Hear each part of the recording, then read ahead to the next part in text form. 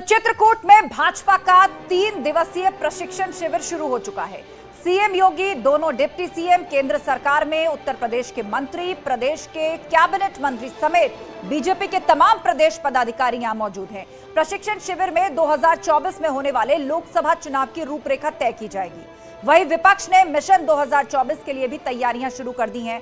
दिल्ली में अखिलेश ने तेलंगाना के सीएम केसीआर से मुलाकात की है। तो सूत्रों के हवाले से खबर यह भी है कि एसपी लोकसभा चुनाव में तेलंगाना में अपने उम्मीदवार उतार सकती है और इसके बदले केसीआर की पार्टी को उत्तर प्रदेश में एसपी कुछ सीटें दे सकती है।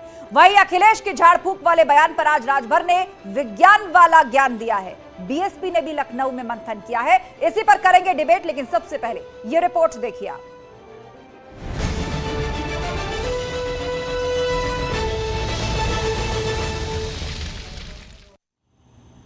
तो सभी दलों के भीतर 2024 के लोकसभा चुनाव की तैयारियां शुरू हो चुकी हैं। मंथनों का दौर जारी है और चर्चा के लिए पूरा गेस्ट पैनल हमारे साथ जुड़ चुका है। बीजेपी प्रवक्ता आलोक अवस्थी हमारे साथ हैं, समाजवादी पार्टी के प्रवक्ता अनुराग भदौरिया हमारे साथ जुड़ गए हैं, सुभासपा के प्रवक्ता इजहार अली हमारे साथ जुड़ चुके हैं, सुजीत सम्राट प्रवक्ता बसपा के हमारे साथ हैं और थोड़ी देर में सैयद जावेद मुस्लिम स्कॉलर भी हमारे साथ जुड़ेंगे। आप सभी पैनलिस्ट का बहुत स्वागत है। इससे पहले हम चर्चा की शुरुआत करें, सबसे पहले 30 सेकंड में आप सभी के ओपनिंग रिमार्क्स ले लेते हैं। तो सबसे पहले 30 सेकंड में आलोक अवस्थी जी, 2024 के लिए आपका भी अपना मिशन है, मिशन 80 आप लेकर चल रहे हैं उत्तर प्रदेश की अगर मैं बात करूं। तो दूसरी तरफ समाजवादी पार्टी जो है वो नए अलायंस तलाश रही है। केसीआर से मुलाकात हुई है दिल्ली में अखिलेश यादव की। कहा जा रहा है कि टीआरएस को यूपी में सपा सीटें दे सकती है और तेलंगाना में सपा उतर सकती है। देखिए, जिसको अपने पर भरोसा नहीं होता ना, वो दुनिया भर में साथी ढूंढने जाता है। अखिलेश यादव जी ने पिछले लोकसभा चुनावों में और एक बार कांग्रेस के साथ चुनाव लड़के देख चुके हैं, मायावती के साथ लड़के देख चुके हैं। वो फिर मुखी खाएंगे। आज एक राष्ट्रीय चुनाव सर्वे किया है, 73 सीटें भारतीय जनता पार्टी को दी है, 2 सीटें मात्र जो है समाजवादी पार्टी के खाते में जा रही है। तो 2 बार प्रयोग करके देख चुके हैं अखिलेश यादव। एक बार 5 सीटें पाए थे, दोबारा मायावती जी के साथ गए, तभी 5 सीटें पाए थे। बुआ, भतीजा, पत्नी, भाई सब तो हार के चुनाव पे आ गए। किस मुंह से वो चुनाव पर जाएंगे? ठीक है, समय समाप्त। 30 सेकंड खत्म। आलोक अवस्थी जी 30 सेकंड पूरे। अनुराग भदौरिया जी 30 सेकंड में ये बताइए कि प्रदेश के जो गठबंधन दल थे वो तो एक एक करके झटक दिए, अब उससे बाहर आप लोग संभावनाएं तलाश रहे हैं। टीआरएस से आप गठबंधन करेंगे 2024 में। 30 सेकंड। देखिए, भारतीय जनता पार्टी के प्रवक्ता बिल्कुल सही कह रहे हैं, क्योंकि जिनको अपने पर विश्वास नहीं होता वो निषाद पार्टी को अपने में मिलाते हैं, अपने दल को अपने में मिलाते हैं, गठबंधन और कई सारे करके जीतने की कोशिश करते हैं। और समाजवादी पार्टी का जहां तक सवाल है, समाजवादी पार्टी हमेशा से जनता के मुद्दों की बात करती है और हमारा अगर सर्वे आप देखेंगे तो उसमें समाजवादी पार्टी 80 में से 70 सीटें जीत रही हैं और भारतीय जनता पार्टी को मात्र 4-5 सीटें मिल रही हैं।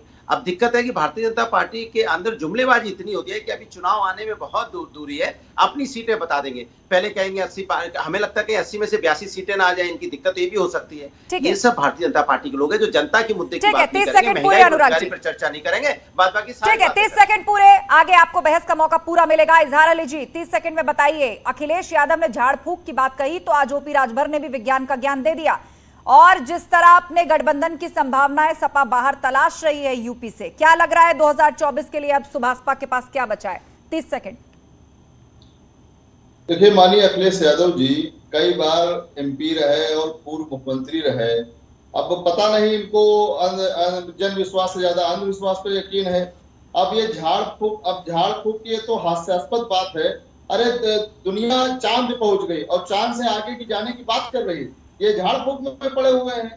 तो इसलिए मैं उनकी बात पे क्या कहूँ, हताशा और निराशा उनकी दिखाई देती है। और वही वाले हाल है कि खिसियानी बिल्ली खंभा नोचे, तो इनको ओम प्रकाश राजभर जी का एक भूत सवार हो गया है। ठीक है इजहार अली जी, 30 सेकंड पूरे हो गए आपके। अब हम रुख करेंगे सुजीत सम्राट का, जो कि बसपा के नेता है। सुजीत जी 30 सेकंड में बताइए, कहीं पार्टियां नए अलायंस तलाश रही हैं तो कहीं मिशन 80 को लेकर आगे बढ़ रही हैं। बसपा के भीतर भी मंथन चल रहा है। 2024 की राह कैसे तय करेंगे आप? अकेले चलेंगे या आप भी संभावनाएं तलाशेंगे? देखिए, 2024 अभी दूर है। 2024 के लिए नई नई समीकरण बन रहे हैं, हम लोग मिलने का काम करता है। जैसे बीजेपी काम कर रही है, अंधविश्वास को बढ़ाने का काम कर रही है, वैसे ही अखिलेश जी भी अंधविश्वास को बढ़ाने का काम कर रहे हैं। झाड़ फूंक की बात करते हैं, जो राजभर जी ने कहा बिल्कुल ठीक कहा उन्होंने कि जो अनपढ़ लोग हैं, जो कम बुद्धि वाले लोग हैं, वो झाड़ फूंक पर ज्यादा विश्वास करते हैं। विज्ञान का युग है। आज तो साइंटिफिक टेम्पर को बढ़ाना चाहिए, देश के अंदर साइंटिफिक टेम्पर बढ़ना चाहिए। जो अंधभक्ति है वो तो बीजेपी ज्यादा बढ़ाने का काम कर रही है, तो ये उन्हीं के पद चिन्हों पर चलने का काम कर रहे हैं। ठीक तो है आप 2024 सुजीत जी, में समय देखिए लोग क्या समाप्त हुआ आपका। आपने कहा कि झाड़ फूक की बात अनपढ़ लोग करते हैं और ओपी राजभर बिल्कुल सही कह रहे हैं। इसके पीछे कई इशारे हो सकते हैं, आपके पास हम लौटेंगे, लेकिन सैयद जावेद मुस्लिम स्कॉलर हमारे साथ जुड़ गए हैं। सैयद जी, आप अभी डिबेट में जुड़े हैं, तो हम चाहेंगे ओपनिंग रिमार्क्स 30 सेकंड में आप अपने सामने रखें। 30 सेकंड टाइमर स्क्रीन पर चलेगा और मेरे सवाल का जवाब दीजिए कि सभी पार्टियां 2024 के लिए मंथन कर रही हैं। भाजपा ने टारगेट रखा है मिशन 80 का उत्तर प्रदेश के अंदर से, और रामपुर और आजमगढ़ में जीत के बाद तो भाजपा भी ये भी मान रही है कि मुस्लिमों का एक वर्ग भी उसके पास है, भाजपा के साथ जाता है, उसको एक फॉर्मूला मिल गया है 24 में जीतने का। 30 सेकंड जावेद। देखिए, पहली चीज थोड़ी सी आपसे त्रुटि हुई है, मैं एक एक्टिविस्ट हूँ, मुस्लिम स्कॉलर नहीं। दूसरी चीज मैं बात करूँ कि उत्तर प्रदेश के अंदर भारतीय जनता पार्टी जिस तरीके से तैयारी कर रही है, मुझे नहीं लग रहा कि अभी और जो पार्टियां हैं उस तरीके से तैयारी कर रही हैं। आने वाला चुनाव 2024 का नो डाउट एक अच्छी टक्कर मिलेगी भारतीय जनता पार्टी को उत्तर प्रदेश के अंदर। और जिस तरीके से अखिलेश यादव जो है अपनी एक पॉलिटिकल सोच और समझ से आगे बढ़े हैं, क्योंकि हमने देखा है कि इस विधानसभा चुनाव के अंदर जो है एक वोट बैंक जो है वो जावेद जी, समय खत्म, 30 सेकंड पूरे। आगे आपको बोलने का मौका मिलेगा क्योंकि अब हम डिबेट ओपन करने जा रहे हैं, अब चर्चा का दौर शुरू होगा। तो अनुराग भदौरिया जी, आपने सबकी बातें सुनी और यहाँ पर बसपा की तरफ से कहा गया, बसपा से जुड़ा सवाल पहले इसीलिए पूछ रही हूँ क्योंकि अलायंस भी आपका रह चुका है और बहन जी की तस्वीर देखकर अखिलेश यादव ये भी कहते हैं कि 24 के लिए उनका आशीर्वाद चाहिए। वो तो कह रहे हैं झाड़ फूक जैसी बातें अनपढ़ लोग करते हैं, विज्ञान की बात होनी चाहिए जैसे ओपी राजभर कर रहे हैं। देखिए, हमने हमेशा से बोला, आपने मेरी बात सुनी भी होगी, मैं जनता की समस्या की बात हम लोग करते हैं। महंगाई, बेरोजगारी, भ्रष्टाचार, जिस तरह से आपने देखा बुंदेलखंड एक्सप्रेसवे पे मात्र पानी की एक बूंद गिरी और वो टूट गया, माने भ्रष्टाचार जमीन फाड़ के बाहर आ गया। ये भारतीय जनता पार्टी का विकास है, विकास जमीन फाड़ के बाहर आ जाता है। सोचो आप, तो ये भारतीय जनता पार्टी मुद्दों पे बात नहीं करना चाहती, ये उलझाना चाहती, इधर से उधर, उधर से इधर। और दूसरे दल के नेता को भी आप देखना, वो समाजवादी पार्टी की बात करेंगे, भारतीय जनता पार्टी पे नहीं बोलेंगे। सरकार भारतीय जनता पार्टी के, उनको उनसे सवाल पूछना है कि यहाँ पे किस तरह से स्वास्थ्य व्यवस्था चरमराई हुई है, किस तरह से यहाँ पे उत्तर प्रदेश के अंदर कानून व्यवस्था चरमरा गई है, जहाँ पे बड़े बड़े हिस्ट्री सीटर को लेके छुड़ा के बदमाश भाग जाते हैं, उस पर सवाल नहीं पूछेंगे। नहीं सवाल पूछेंगे किस तरह से एजुकेशन व्यवस्था चरमरा गई, नकल माफिया पैदा हो गए, लगातार पेपर लीक होते, उस पर चर्चा नहीं पूछेंगे। उस पर चर्चा नहीं करेंगे कि किस तरह से भ्रष्टाचार यहाँ पीडब्ल्यू डिपार्टमेंट में बढ़ा, किस तरह से भ्रष्टाचार यहाँ पे सारे मुद्दे लिस्ट बना लीजिए 24 में काम आएगी अनुराग भदौरिया, लिस्ट बना लीजिए। लेकिन अभी हम बात कर रहे हैं पार्टियों के मंथन की, बात कर रहे हैं किस तरह के सियासी समीकरण बन रहे हैं, क्या संभावनाएं जो है वो 2024 के लिए अभी से टटोली जा रही हैं। और आप भी अब गठबंधन, उत्तर प्रदेश के सारे गठबंधन झटक दिया आपने, अब यूपी से बाहर इसकी संभावनाएं तलाश रहे हैं। सुजीत सम्राट जी, जवाब मिल गया आपको सपा की तरफ से कि क्यों नहीं आप भाजपा का विरोध करते, मुद्दे क्यों नहीं उठाते? सपा तो विपक्ष में, आप तो मैंने पूछ रहे हैं। अंधविश्वास पे बात करिए, अंधविश्वास भारत जो भाजपा है वो बहुत ज्यादा करती है। मैंने कहा ना ये जो बीजेपी के कदमों पर चलने का काम कर रहे हैं, जैसे अंधविश्वास को वो फैलाने का काम करते हैं वैसे अंधविश्वास को फैलाने का काम कर रहे हैं। अब सबसे बड़े भगत बन रहे हैं अखिलेश यादव जी, भगत बनने का काम कर रहे हैं। क्या अंधविश्वास फैला रही है, इस पर प्रकाश डालिए जरा। बिल्कुल अंधविश्वास फैला गया उन्होंने झाड़ फूक की बात करी, अखिलेश यादव ने आपने अंधविश्वास, भाजपा का अंधविश्वास क्या है? अगर स्टेट जो है, स्टेट के एसपी, स्टेट के डीएम अगर एक धर्म के लोगों पर फूल बरसाने का काम करेंगे तो क्या ये अंधविश्वास को नहीं फैला रहे? क्या एक धर्म को प्रमोट नहीं कर रहे हैं क्या? एक बात बताइए सुजीत जी, फूल ही बरसाए गए ना, पत्थर तो नहीं बरसाए गए? नहीं, क्यों जब पत्थर बरसाए गए थे उसी प्रशासन और पुलिस के ऊपर, तब आपने कितनी आवाज उठाई थी? ये भारत का आवाज उठाई थी आपने? ये आज्ञा नहीं देता आपको, ये प्रधानमंत्री को, मुख्यमंत्री को। एक शोभा यात्रा पर अगर पुष्प वर्षा होती है तो उसमें कौन से कानून का उल्लंघन हो गया? जो पब्लिक फंड से जो जिसकी इनकम जाती है, जिसकी सैलरी जाती है, उसको किसी धर्म को प्रमोट करने का कोई अधिकार नहीं है, कोई अधिकार नहीं है इस देश के अंदर। ये संविधान कहता है, ये संविधान की मृत्यु करने का काम कर रहा है। आलोक अवस्थी जी, यहाँ तो मुद्दा ही कुछ और चल रहा है। यहाँ तो अभी तक मुझे लग रहा है कुछ लोग कांवड़ यात्रा पर जो पुष्प वर्षा हुई है उसी के सदमे से बाहर नहीं आ पा रहे। नहीं, सदमा नहीं है ये, नहीं सदमा ही है ना। आप संविधान की बात कर रहे हैं, आप कानून की बात कर रहे हैं। किस कानून में लिखा है कि पुष्प वर्षा अपराध है? जब पत्थर बरसे थे उन्हीं पुलिस वालों के ऊपर, उन्हीं सरकारी अधिकारियों के ऊपर आवाज उठाई थी आपने? आवाज उठाई थी आपने, विरोध किया था उसका, तब तो आपको विक्टिम नजर आ रहे थे एक धर्म के अंदर, अगर तब तो आपको एक धर्म के अंदर विक्टिम नजर आ रहे थे। आप संविधान सेक्युलरिज्म की बात कर रहे हैं तो आपको फूल में कमी नजर आती है। आलोक अवस्थी जवाब दीजिए। ठीक है सुजीत सम्राट, बात आ गई, आपकी बात आ गई, जवाब दीजिए आलोक अवस्थी। एक धर्म को प्रमोट नहीं कर सकते। ठीक है, जवाब ले लीजिए उनसे, जवाब ले लीजिए सुजीत सम्राट सरकार से। बोलिए आलोक जी। मुझे लगता है सुजीत जी सभी व्यक्ति होंगे, मुझे मेरी बात सुनना पसंद करेंगे। देखिए मैं डिबेट नहीं करूंगा, डिबेट आपकी कहीं और जा रही हो रही, झाड़ फूक की बात हो रही है। अखिलेश यादव झाड़ फूक के वाले किसी ने तो बताया था कि आप पूरे बहुमत से आ रहे हैं, बिल्कुल अहंकार में अखिलेश यादव चूर हो गए कि सरकार में तो हम ही आ रहे हैं। वो हर आदमी को गरियाना, उनके आदमी कह रहे थे पेशाब से दिए जला देंगे, कोई कह रहा था लिस्ट बना दो, कोई कह रहा बदला लेंगे। किस तरह की बात जो अखिलेश यादव खुद कर रहे थे, पत्रकारों को धकिया रहे थे, पीट रहे थे, इस तरह की बातें सामने आई थी, क्योंकि किसी झाड़ फूक वाले ने उनको फूक दिया था, कहा था कि आप सत्ता में बैठने वाले हैं। तो ये अखिलेश यादव का चरित्र है, जिनके बारे में कहा जाता है कि वो ऑस्ट्रेलिया से पढ़ करके आए और ऑस्ट्रेलिया से पढ़ करके आते ही जो अपने चाचा को पार्टी निकाल देते हैं, पिताजी को गद्दी से हटा देते हैं। ये अखिलेश यादव का चरित्र है। और जहां तक की बात हमारे ये बसपा के जो मित्र बैठे हैं सम्राट जी, इसके पहले भी सरकारों की सरकारी खर्चे पे हर में सब्सिडी दी जाती थी और मुख्यमंत्री कार्यालय, मुख्यमंत्री के यहाँ बैठ करके जो है वहां पे रोजा इफ्तार की पार्टियां होती थी। वहां पर कोई भी तब किसी ने आवाज उठाई थी कि रोजा इफ्तार क्यों सरकारी खर्चे पे हो रहा है। वो भी सरकारी आयोजन थे, वो भी सरकारी आयोजन थे और उस टैक्सपेयर मनी की बात सुजीत सम्राट कर रहे थे ना, उसका जवाब है ये, उसका जवाब है ये। सुजीत सम्राट जिस टैक्सपेयर मनी की बात कर रहे थे ना, उसी का ये जवाब है। वो भी सरकारी आयोजन होते थे इफ्तार पार्टियां। नो गलत कह रहे हैं ये। किसी पार्टी में जाना, देखिए आप कांवड़ यात्रा में किसी की हिम्मत नहीं है और औकात नहीं है, पत्थर फेंक दे। आप पत्थर फेंकेगा तो घर जो नीलाम होगा और जेल के अंदर जिंदगी बीतेगी। पत्थर की बात ही नहीं है, सरकार पत्थर की बात ही नहीं है। हर धर्म को छूट है, छूट है, दायरे में रखिए, लेकिन आप किसी को टोकने वाले, रोकने वाले, आपको आपके धर्म के अनुसार किसने मना किया है कि आप पूजा पाठ मत करिए, लेकिन सरकारी खर्चे में आप रोजा इफ्तार नहीं होता है। मुद्दों को भटकाइए, डिबेट को मत भटकाइए, डिबेट को मत भटकाइए, शांत हो जाइए। अब दोनों शांत हो जाइए। आलोक अवस्थी, सुजीत सम्राट शांत हो जाइए, शांत हो जाइए।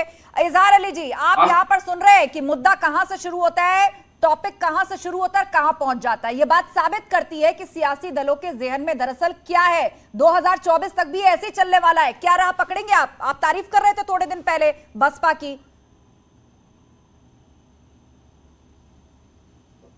बात नहीं, तारीफ तो हम हर दल की करते हैं, हर दल अपना राजनीतिक है, तारीफ की बात नहीं है। कांवड़ यात्रा पर फूल बरसाएगा, इसका विरोध है बसपा में। बसपा में इस बात का विरोध है कि कांवड़ यात्रा पे फूल बरसाए गए। मैं कहना क्या चाहता हूँ, मेरी बात क्या राह पकड़ेंगे अब आप? मैं कहना चाहता हूँ कि एसएसपी और डीएम को ये बात बहुजन समाज पार्टी जो है कांवड़ यात्रा में फूल बरसाने का ये काम नहीं है। शांत हो जाइए, एक एक करके बहुजन समाज पार्टी हिंदू मान्यताओं के विरोधी है, जो इनके प्रवक्ता यहाँ पे कह रहे हैं कांवड़ यात्रा में। इजहार अली को बोलने दीजिए, मेरा सवाल इजहार अली से था। पत्थर बरसाए जाते थे। ठीक है सुजीत सम्राट, आलोक अवस्थी शांत होइए। मेरा सवाल, जिससे सवाल पूछूंगी वही जवाब देगा, एक साथ मत बोलिए, सबको समय मिल रहा है। इजहार अली, उसके बाद मैं अनुराग भदौरिया के पास जाऊंगी। इजहार अली जवाब दीजिए। पत्थर तो आप भी बरसाते हो, पत्थर तो आप भी बरसाते हो। ओपी राजभर बसपा की भूरी भूरी प्रशंसा कर रहे थे, ये तक कह दिया था कि वहां भी जा सकते हैं। अब बताइए वो पार्टी जो कह रही कांवड़ यात्रा पे फूल कैसे बरसाए? नहीं तो कहाँ गए? नहीं तो बहुजन समाज पार्टी में हम कहाँ चले गए? ये तो एक हमारी तरफ से एक मुहिम था कि जब हमको समाजवादी पार्टी तलाक देगी अगर, उसके बाद हम विचार करेंगे क्या करना है। कि गए कहाँ? ठीक है, चलिए आपने पल्ला झाड़ लिया, नहीं गए, मतलब नहीं गए, अभी कहीं नहीं गए। अच्छा मुझे एक बात बताइए, खबर ये भी आई थी, सपा ने आरोप लगाया था कि भाजपा के अंदर आपकी चुपके चुपके मीटिंग हो रही है, यहां तक कि आपकी मीटिंग अमित शाह से भी हुई है, वहां आपको दो टूक कह दिया गया, बिना शर्तों पे आना है तो आओ। सपा के सामने तो आपने शर्तों की लिस्ट बना दी थी।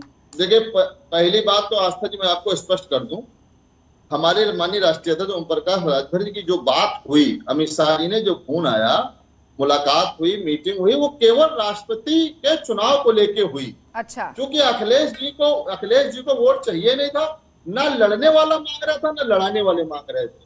तो अब चूंकि हमारे पास 1248 वैल्यू के वोट थे, हमको तो देने था, तो अमित शाह जी से केवल राष्ट्रपति उम्मीदवारी। ठीक है, ये थ्योरी आप कई बार रख चुके हैं, सवाल का जवाब नहीं दे रहे, कई बार थ्योरी रख चुके हैं। सही है, जवाब कुछ कहना चाह रहे हैं, ठीक है, सही है, जवाब बोलिए जवाब। आस्था देखिएगा, चुनाव से पहले हो सकता ओपी राजभर की जो पार्टी है वो फिर से जो है भारतीय जनता पार्टी के साथ विलय कर ले। और रही बात भारतीय जनता पार्टी को, मैं आज आपके माध्यम से कहना चाहता हूं कि भारतीय जनता पार्टी कभी मूल मुद्दों के ऊपर चुनाव नहीं लड़ेगी। 2024 के अंदर जिस तरीके से महंगाई को बढ़ाया है भारतीय जनता पार्टी ने, महंगे पेट्रोल गैस के सिलेंडर के दाम, जिस तरीके से खाने पीने की चीजों के ऊपर जीएसटी लगाई गई है, ये मूल मुद्दों के ऊपर भारतीय जनता पार्टी चुनाव नहीं लड़ेगी। वही ध्रुवीकरण की जो उसका टेस्टेड एंड ट्रस्टेड जो फार्मूला है, नहीं, ये भविष्यवाणी कैसे कर रहे हैं आप? भविष्यवक्ता है आप जवाब नहीं, क्या भविष्यवक्ता है आप? कैसे भविष्यवाणी कर रहे हैं? ये नहीं होगा, मुद्दों पर नहीं लड़ेगी, ध्रुवीकरण होगा। ध्रुवीकरण के चक्कर में तो हर सियासी पार्टी रहती है, क्या नया है उसमें? सुनिए 80 बनाम 20 मैं बोल रहा हूँ, आस्था बोलने दीजिए 10 सेकंड के लिए। 80 और 20 की बात किसने करी थी? कौन था? उन्होंने तो कह दिया 80, बाद में ये भी तो कहा कि हम तो 80 लाभार्थी की बात कर रहे थे। ना गलत। वो जो बात कह रहे थे उसको, संदेश को सबने समझा है, जाना है। हम लोग भी राजनीति के अंदर है, हम समझते हैं इस चीज को। तो बताइए फिर रामपुर और आजमगढ़ में सपा क्यों रह गई? अगर वो 80-20 वाली बात जनता के जहन में उस तरह होती जैसे आप समझाना चाह रहे हैं, तो रामपुर और आजमगढ़ में किस पॉपुलेशन की बहुलता है, ये बताने की जरूरत है। जवाब ऊपर थोड़ी ना बोलिए ना खुल करके। यहाँ बैठे हुए भारतीय जनता पार्टी के स्पोक पर्सन जानते हैं किस तरीके की बुलडोजर को जो है उन्होंने संविधान के ऊपर से वो बता दिया है कि बुलडोजर की जो कार्रवाई है वो बहुत उचित है, वो सही। बिल्कुल आऊंगा, जो सच है उसको बोलूंगा मैं। लेकिन जो सवाल का जवाब है वो भी तो दीजिए ना। वो मैं दे रहा हूँ, आपको दे रहा हूँ, समझ भी रहा हूँ। 10 सेकंड, अनुराग भदौरिया भी इंतजार कर रहे हैं। सुन लीजिए। अरे आस्था जी, क्या समस्या है भाई, आवाज देर तक पहुंचती है। दूसरी चीज मैं कह रहा हूं, जिस तरीके से उत्तर प्रदेश के अंदर लॉ एंड ऑर्डर और प्रशासन की अभी भी प्रॉब्लम है, शिक्षकों की भर्ती का मसला है, जिस तरीके से आपने देखा इंस्पेक्टरों की भर्ती का मसला है, युवा बेरोजगार इतने हद तक पहुंच गया है। कौन सी पार्टी से आया रतन का स्पष्ट हो जाए। जवाद जी मुस्लिम एक्टिविस्ट है, मुस्लिम एक्टिविस्ट है जवाद जी आलोक अवस्थी। पहले बात पूरी कर लें, उसके बाद आप जवाब दीजिएगा, बोलिए। बेरोजगारी के मुद्दे हैं उत्तर प्रदेश के अंदर, वो बड़ी गंभीर समस्या है और आने वाले ये सारे मुद्दे अनुराग भदौरिया गिनवा चुके हैं। जवाब लेकिन सुन लीजिए, लेकिन भारतीय जनता पार्टी इन मुद्दों पे चुनाव नहीं लड़ती है। वही ध्रुवीकरण, वही हिंदू मुसलमान का जो एजेंडा चलता चला रहा है। एक बात बताइए, वो आपका ये कहना है जो मुद्दे आपने लिस्ट में गिनवाए भाजपा उन पे चुनाव नहीं लड़ती है, लेकिन चुनाव के नतीजे क्या हुए जवाब, उसके आगे की हम बात कर रहे हैं। आप तो एकदम ऐसा लग रहा है कि जैसे भूतकाल में चले गए कि अभी चुनाव चल रहा है। वोट दे दिया है जनता ने, सरकार को चुन लिया है जनता ने। अरे विधानसभा का चुनाव है हमारे सामने। हाँ, बाई इलेक्शन लोकसभा का भी है। हाँ बिल्कुल है, हमारे सामने है। चुनाव को धर्म के आधार पर लड़ते हैं लोग। ठीक है, जब आप जो है रामपुर का और आजमगढ़ का चुनाव ही बिल्कुल सही तरीके से नहीं हो पाता। अच्छा ठीक है, आप वही सारी बातें बोल रहे हैं जो सपा बोलती है और उसके प्रवक्ता हमारे बीच में अनुराग भदौरिया। ठीक है, जवाब बात आ गई आपकी, बात रजिस्टर हो गई, बात आ गई आपकी। आप वही सारी बातें बोल रहे हैं जो अनुराग भदौरिया थोड़ी देर पहले कह रहे थे। ठीक है, प्रशासन की तरफ से निकल नहीं सकते आप वोट डालने के लिए। ठीक है ठीक है ठीक है ठीक है, ये सारी बात सपा ने उठाई थी। आपकी ऑडियो में भी कुछ प्रॉब्लम आ रही है। मैं पीसीआर से कहूंगी कि एक बार जरा देखें बीच बीच में आवाज कट के क्यों आ रही है जवाद जी की। अनुराग भदौरिया जी, सबकी बातें आपने सुनी। ठीक है आलोक जी, मैं आऊंगी, लेकिन एक बार अनुराग भदौरिया जवाब दे दें। अनुराग जी, अब आप एकला चलो रे और उत्तर प्रदेश के बाहर कहा जा रहा है कि समाजवादी पार्टी तेलंगाना में चुनाव लड़ सकती है। अब बताइए 2024 के लिए सपा के अंदर क्या खिचड़ी पक रही है, जो एक एक करके आपने पुराने बड़े सीनियर नेताओं को दरकिनार कर दिया, गठबंधनों को छोड़ दिया, क्या बड़ा पकड़ा है ऐसा 24 के लिए सपा के अंदर? देखिए, समाजवादी पार्टी, मैंने आपको पहले बोला था, फिर रिपीट कर रहा हूं, हम सामाजिक न्याय की बात करते हैं और जनता के अधिकार की बात करते हैं। हम ये नहीं बात करते कौन क्या खा रहा है, कौन कहां जा रहा है, कौन क्या कर रहा है और किसके ऊपर क्या असर हो रहा है, ये हमारा विषय नहीं है। नहीं, लेकिन झाड़फूक की तो बात आप करते हैं ना। जिसके नहीं तो जिनको जरूरत है, जैसे आप गांव देहात में जाओगे तो बहुत लोग होते हैं जिनके ऊपर कुछ सवार हो जाता है, किसी तरह का आत्मा आ जाती है, तो उनको झाड़ फूक गांव में होती है ना। तो हमें लगता है कुछ लोगों को जब ऐसा हो तो गांव जाना चाहिए। गांव की बातें कह रहे हैं कि ऑस्ट्रेलिया से पढ़कर आए, विज्ञान की बातें करें। सुन तो लीजिए, अरे भाई आप पता नहीं गाँव में आइए ना, ऑस्ट्रेलिया लंदन, उसमें क्या करेगा, गाँव में झाड़ फूक होती है। और वो राजभर जी हमेशा गाँव जाने की बात करते हैं, तो उनको तो गांव में रह के इसको एक बार सोचना चाहिए और वो असर भी ज्यादा। नोएडा आने वाला मुख्यमंत्री दोबारा सत्ता में नहीं आता। एक बार जो मुख्यमंत्री नोएडा आ गया वो दोबारा सीएम बन ही नहीं सकता। ये थ्योरी किस गांव से निकली अनुराग जी? नहीं, ये मेरी बात सुन लीजिए ना। उत्तर प्रदेश के यही, ये देखो, आपका मुद्दा अलग है, हमारा मुद्दा जनता का है, आपका मुद्दा व्यक्तिगत, यही फर्क होता है। हम हमेशा बात करते हैं कैसे रोजगार मिले, कैसे यहाँ पे भ्रष्टाचार खत्म हो, कैसे पीडब्ल्यू डिपार्टमेंट जो भ्रष्टाचार हुआ जनता के सामने आए, कितना भ्रष्टाचार हुआ है, कैसे यहाँ पे जनता के सामने आए कि हेल्थ डिपार्टमेंट में ट्रांसफर पोस्टिंग में कितना भ्रष्टाचार हुआ है, ये जनता के सामने आए। पशुधन विभाग में कितना भ्रष्टाचार हुआ है, ये टीचर भर्ती घोटाला में कितना भ्रष्टाचार हुआ है, पीपी किट घोटाला में कितना भ्रष्टाचार हुआ है। और जिस तरह से यहाँ पे अपराधियों का बोलबाला है, अपराधी तो हिस्ट्री सीटर को छुड़ा के नौकरी देने में तो भाई भतीजा बात किया था और आपने। पुलिस वाले देखते सारे जो है एक जाति विशेष के सारे आपने भर्ती बोर्ड के चेयरमैन बना दिए थे, आराम से खाली एक जाति विशेष के चेयरमैन बना दिए थे। सुप्रीम कोर्ट ने सारे भर्ती बोर्डों को बंद कर दिया था। आप रोजगार की और नौकरी की बात कर रहे हैं, 2 लाख मात्र आप नौकरी दे पाए थे, पुलिस की भर्ती आपने नहीं की थी, वसूली नहीं हो पाई थी, शिक्षकों की भर्ती नहीं कर पाए थे। आपने जो है करके बोलिए आप दोनों। विशेष के लोग 5 भर्ती बोर्ड बनाए, एक ही जाति के 5 भर्ती बोर्ड के आपके जो है ओहो, एक एक करके बोलिए, क्या कर रहे हैं आप दोनों? कोई कुछ बोलता नहीं है, पूरी भ्रष्टाचार चल रहा है। हेल्थ व्यवस्था की हालत ठीक है कि समय से एम्बुलेंस नहीं पहुंचता। तो ठीक है, वाद विवाद मत करिए, आप अपने अपने फैक्ट्स रखिए, वाद विवाद मत करिए। सुजीत सम्राट हमारे बीच में। सुजीत सम्राट, बसपा के भीतर भी मंथन चल रहा है, मतलब बहन जी भी मिशन प्रधानमंत्री में जुटी हुई हैं, तो बताइए आप किसके साथ होगा आपका गठबंधन? बसपा भी क्या एकला चलो रहे, या फिर सपा की ही तरह यूपी से बाहर कोई संभावना देखेगी? वैसे तो सपा कह रही है कि बीजेपी की बी टीम ही बसपा बनी हुई है, उसी के तर्ज पर उसी के लिए काम कर रही है। आस्था जी, पहले मैं पहली बार को क्लियर करूंगा। मैंने कहा था कि जो लोग कावड़ को जाते हैं उन पे तो एसएसपी और जो इनके नेता हैं या डीएम है वो फूल बरसाने का काम करते हैं, और जो लोग रोजगार मांगने जाते हैं उनको जेल में भिजवाने का काम करते हैं, जो शिक्षा मांगने जाते हैं उनको जेल में भिजवाने का काम करते हैं। क्या सारे नौजवान अब धर्म के काम करने लगे क्या? मैं पहले ये कहना चाहता हूं, तो मेरा क्लियर करिए आप।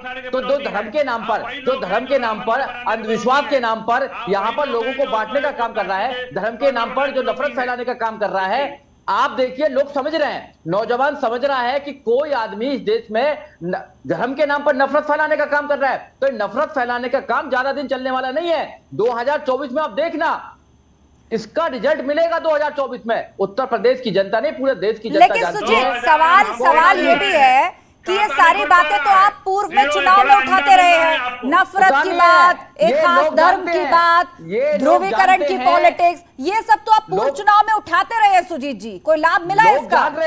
नौजवान, हाँ बिल्कुल लाभ मिलेगा। लोग समझते हैं जो चश्मा लग जाता है, चश्मा बहुत दिन में उतरता है, जो अंधविश्वासी का चश्मा है वो थोड़ा देर में उतरता है, उतरेगा लोगों का।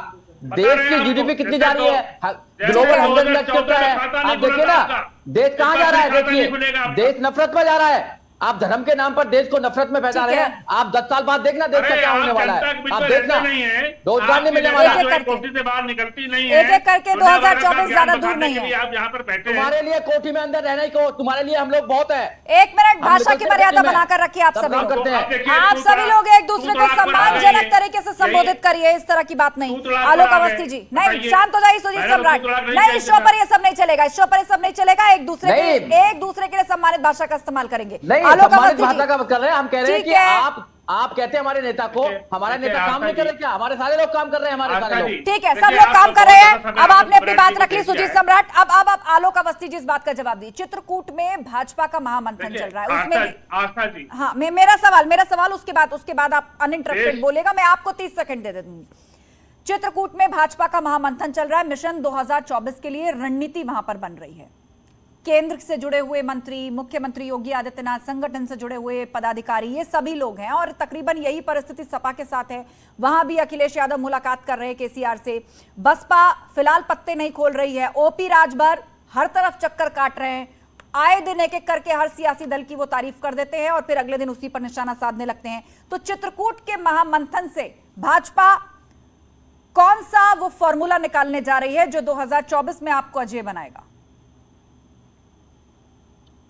आस्था जी, बहुत महत्वपूर्ण प्रश्न आपने किया है। हमारी पार्टी जनता के बीच में जनता के लिए क्या चीजें उसके बारे में मंथन कर रही है।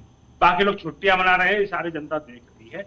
मैंने साफ साफ कहना है, एक भारतीय जनता पार्टी का नेता नरेंद्र मोदी जैसा एक ईमानदार नेता, जिसकी साख अच्छी है, जो एक पिछड़ी जाति से आता है, गरीब माँ का बेटा है, आज वो आप देखेंगे 2024 में हम 80 की 80 सीटें जीतेंगे और पूरा अद्भुत आज जो हुआ है कार्यक्रम अद्भुत कार्यक्रम है। जैसा कि आपने सुना, ये थे डिप्टी सीएम ब्रजेश पाठक, जिनका कहना है कि जो प्रशिक्षण शिविर का आयोजन किया गया था उसके बाद अब अपने प्रदेश के सभी शीर्ष नेताओं के साथ वो परिक्रमा कर